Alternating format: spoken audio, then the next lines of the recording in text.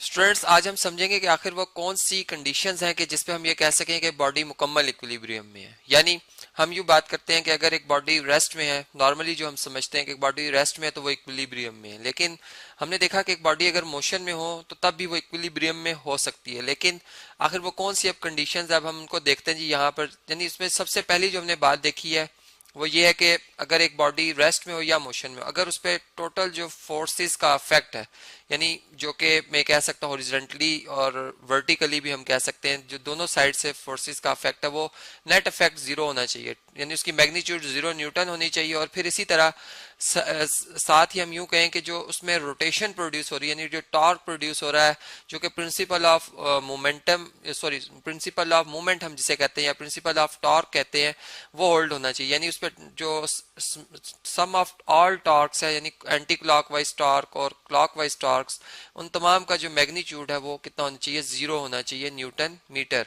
तो तब हम कहेंगे एक बॉडी मुकम्मल इक्विलिब्रियम में है। अब इस बात को मैं आपको एक एग्जांपल से समझाता हूँ। जैसे हम अगर एक ऐसा यूनिफॉर्म,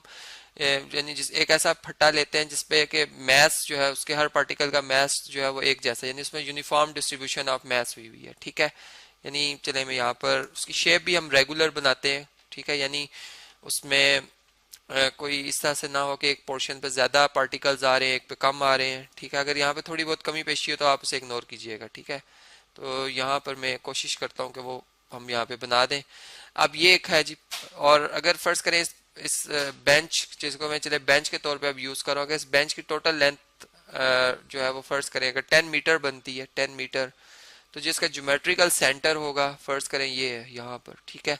जो कि चले इसे थोड़ा सा इधर शिफ्ट कर लेते हैं, यहाँ पर होगा, ठीक है। यहाँ से मैं इसे जो है वो एक रिंग की मदद से, इस तरह से एक रिंग लेते हैं जिसके ऊपर हम इसको सपोर्ट देते हैं, और इस तरह से एक कोई सिलेंडर के ऊपर, यानी इस रिंग को रखकर एक खास हाइट पर हम इसको इस तरह से रख देते हैं, ठीक है। यानी अब जिस तरह आपने पार्क्स में अक्सर देखा होगा बच्चे जो झूला झूलते हैं, जो कि इस तरह से हम सी सा भी इसे कहते हैं जी, ठीक है। अब ये साथ हमने इसको एक शेप दे दी। अब ये बिल्कुल इक्विलिब्रियम है, यानी रेस्ट पोजीशन पे, और हम देख रहे हैं कि इसमें कोई रोटेशन प्रोड्यूस नहीं हो रही, ठीक है। तो इस टाइप का जो इक्विलिब्रियम होता है हम इसे कहते हैं कि ये हमारे पास स्टैटिक इक्विलिब्रियम है, ठीक है। एक तो ये बात हमें पता चली। अब यहाँ पर क्या ये दोनों कंडीशन जो ऊपर मैंने लिखी है क्या होल्ड कर रही हैं? तो चले पहले मैं इस तरह से बात करता हूँ, फोर्सेस के ऊपर हम बात कर लेते हैं। यानी हमने देखा कि चूंकि जो ये बेंच है इसके हर पार्टिकल का मैस एक जैसा है, हर पार्टिकल के ऊपर जो जमीन की ग्रेविटी है वो एक जैसा असर कर रही है, इसलिए कि इस पूरे बेंच को हमने जमीन से एक ही हाइट पे रखा हुआ है, ठीक है। यानी एक ही स्ट्रेंथ है, इन तमाम पार्टिकल्स के ऊपर ग्रेविटी एक जैसी असरअंदाज हो रही है, ये मैं कहना चाह रहा हूँ, ठीक है। तो अब हर पार्टिकल का मैस एक जैसा होने की वजह से जो डाउनवर्ड इसके वेट की वजह से, इस पार्टिकल के वेट की वजह से डाउनवर्ड जो डायरेक्शन में एक फोर्स लग रही है वो मैं यहाँ पर इस वेक्टर से शो कर रहा हूँ, जिसकी मैग्नीट्यूड जो है उस पार्टिकल की जो फोर्स है जो डाउनवर्ड एक्ट कर रही है उसकी मैग्नीट्यूड को रिप्रेजेंट कर रही है, ठीक है। और इधर भी इसी तरह से हर पार्टिकल की जो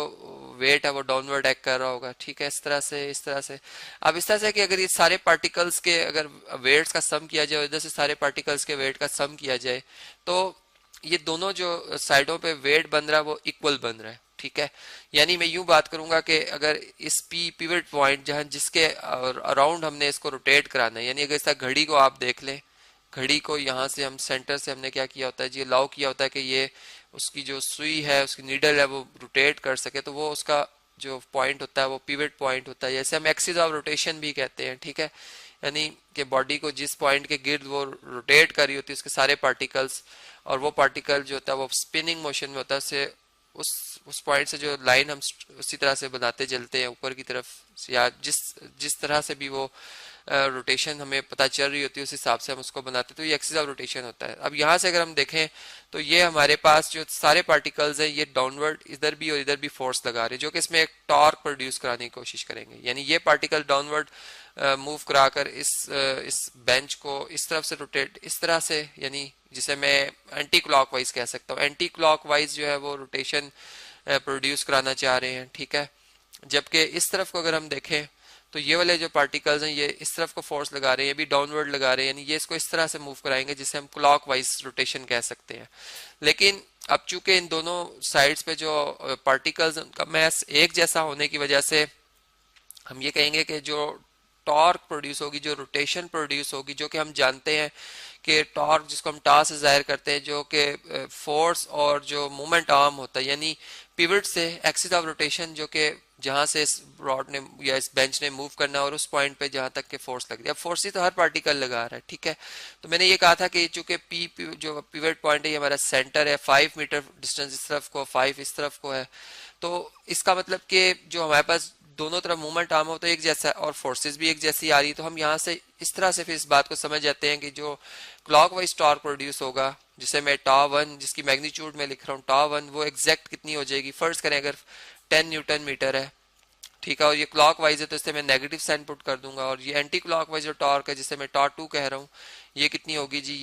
ये भी 10 होगी, क्योंकि मैसेज दोनों तरफ बराबर बराबर है, ठीक है, 10 न्यूटन मीटर। तो ऐसा से हमारे पास जो इनका सम बनेगा, इन दोनों टॉर्क्स का जो मैग्नीट्यूड का सम बनेगा, वो हमारे पास कितना बन जाएगा, वो 10 में -10 ऐड करें तो 0 न्यूटन मीटर बन जाता है, ठीक है। यानी इससे हमें पता चला कि एक बॉडी जो है, ये वाली जो बेंच है, इसमें एक रोटेशन 0 है। अब फोर्सेस जो है, अगर हम देखें तो फोर्सेस जो इस पूरी ऑब्जेक्ट का वेट है, या चूंकि मैंने एक ऐसा ऑब्जेक्ट लिया जिसका जो पार्टिकल्स का मैस है वो एक जैसा, तो इसका जो सेंटर ऑफ मैस है वो इसका सेंटर ऑफ ग्रेविटी एक ही पॉइंट है, ठीक है। यानी यहाँ पर अगर हम देखें तो ये सेंटर ऑफ ग्रेविटी जो है इस पॉइंट पी से इस बेंच, या ये बेंच का जो मैं कह सकता हूँ होल जो वेट है वो इस पॉइंट पे डाउनवर्ड एक्ट कर रहा है, ठीक है, डाउनवर्ड्स इस तरह से एक्ट कर रहा है। और ये जो हमने एक स्पोर्ट बनाई हुई है, जो कि एक आप पुली भी समझ सकते हैं, या एक जो मैंने एक रिंग बनाया था जिसके ऊपर इसको मैंने बैलेंस किया हुआ है, ये इसको इस इतनी ही फोर्स में ऊपर उठाए हुए रिएक्शन के तौर पर, ठीक है, जिससे कि हम ये कह सकते हैं कि जो डाउनवर्ड फोर्स लग रही है वेट है, और जो अपवर्ड फोर्स लग रही है वो रिएक्शन फोर्स है। दोनों मैग्नीट्यूड में सेम है, एक्शन एंड रिएक्शन, जो न्यूटन थर्ड लॉ में हमने पढ़ा था, मैग्नीट्यूड में सेम होते हैं, अपोजिट डायरेक्शन होते हैं। तो इनका अगर हम सम कर लें फोर्सेस का, तो ये हमारे पास एग्जैक्ट जो है वो 0 न्यूटन बनता है। यानी हमने देखा कि वाकई ये जो एक बॉडी है उसको अगर हम ये कहना चाहें कि वो एब्सोल्यूट जो है वो इक्विलिब्रियम में है, ठीक है, तो उसके लिए इन दोनों कंडीशंस का होना लाजमी है। एक और एग्जांपल से अब हम इस बात को समझते हैं इस तरह से कि चले हम एक पैराशूटर की एग्जांपल ले लेते हैं। एक पैराशूटर को अगर आपने देखा हो कि जिस वक्त वो इस तरह से एयर से जब वो छलांग लगाता है, ठीक है, यानी स्पेस से, चले मैं इस तरह से इसको थोड़ा सा और बेहतर बनाने की कोशिश करता हूँ, ये और ये हमने उसकी कोई इस तरह से एक स्नैप ली है, ठीक है। अब ये इस तरह से स्ट्रिंग से इसको बांधा गया हुआ होता है, ठीक है, ये स्ट्रिंग्स हैं इस तरह से इस तरह से इस तरह से। अब ये फर्ज कर लें वो पैराशूटर है जो कि इस तरह से स्ट्रिंग के साथ हमने इसको अटैच किया हुआ है, जो कि इस तरह से जमीन की तरफ आ रहा है, ठीक है। इस तरह से अगर हम देखें अब इसे, तो अब ये जो हमारे पास पैराशूटर है, इसमें भी अगर आप देखें तो इस पे जो यानी रिएक्शन एक्शन के तौर पर ये जो इसका वेट है ये डाउनवर्ड एक्ट कर रहा है, ठीक है, यानी एक फोर्स डाउनवर्ड एक्ट कर रही है, और रिएक्शन के तौर पर जो एयर पार्टिकल्स हैं वो इससे ऊपर की तरफ इस पूरे जो पैराशूट के मटेरियल उसको ऊपर की तरफ धकेल रहे हैं, ठीक है। अब ये होगा कि जिस वक्त ये फोर्स ऊपर वाली फोर्स जो कि टेंशन इन स्ट्रिंग, जो कि जिस स्ट्रिंग से इस मटेरियल ऑब्जेक्ट को हमने इसके साथ इस पर्सन के साथ अटैच किया, इसमें एक टेंशन क्रिएट होगी ऊपर की तरफ फोर्स। अब जिस वक्त ये फोर्स बैलेंस हो जाएगी, टेंशन और वेट, ठीक है, यानी इनका डिफरेंस हमारे पास जो है वो जब 0 न्यूटन आ जाएगा, ठीक है, तो हम ये कहेंगे कि फोर्सेस का इफेक्ट अब 0 हो गया, लेकिन बॉडी अब मूव कर रही है, और क्या वो इक्विलिब्रियम में होगी। तो यहाँ पर हम ये बात इस यानी इस दावे से नहीं कर सकते कि ये इक्विलिब्रियम में होगी, क्योंकि यहाँ पर अब हम देख सकते हैं कि रोटेशन प्रोड्यूस हो सकती है, यानी अगर इस साइड पर ज्यादा एयर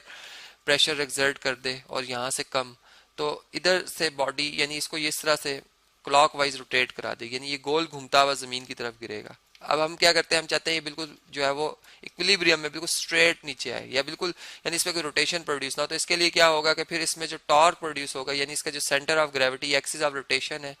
वहां से हम इसकी लेफ्ट साइड और राइट साइड के दोनों तरफ का जो डिस्टेंस है, ठीक है, टोटल डिस्टेंस ये वाला, ये और इसके ऊपर जितनी भी फोर्स का एक इफेक्ट पड़ेगा ऊपर एयर पार्टिकल्स का, वो उन दोनों से जो टॉर्क प्रोड्यूस होगा एंटी क्लॉकवाइज और क्लॉकवाइज, जिसे हम प्रिंसिपल ऑफ मोमेंट कह सकते हैं, कि वो अगर होल्ड करेगा, यानी टोटल टॉर्क जब हमारे पास इसकी मैग्नीट्यूड 0 न्यूटन मीटर आएगी और टोटल फोर्सेस का सम हमारे पास जो है वो 0 न्यूटन आएगा, तब हम कहेंगे कि ये जो पैराशूट है वो बिल्कुल इक्विलिब्रियम में है और इसमें कोई रोटेशन प्रोड्यूस नहीं हो रही। और इस टाइप का जो इक्विलिब्रियम होता है इसे हम डायनामिक इक्विलिब्रियम कहते हैं।